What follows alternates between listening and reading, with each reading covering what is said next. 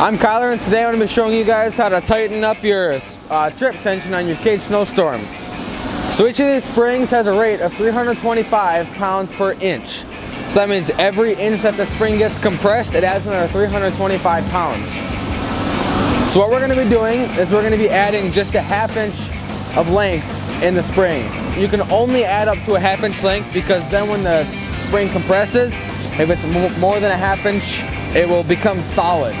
So that means that the spring compresses so much, all of the coils hit themselves and then it just becomes a solid tube.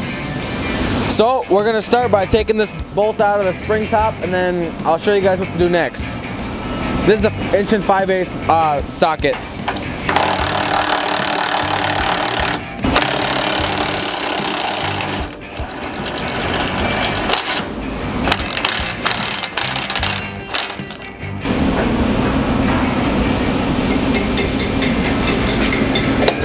Okay, so in your spring top is where you're going to put the washers. So all these washers I have right here add up to ½ inch. So I'm going to grab my punch to make sure that they all stay flat, drop them in, and now the spring is going to be compressed a ½ inch more than normal.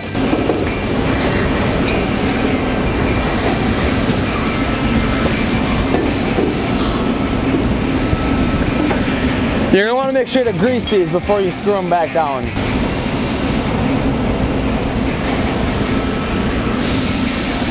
Then you're going to run this down. You want to go slow at first to make sure that it gets inside of that hole. Okay, we're good there. Then run it all the way down.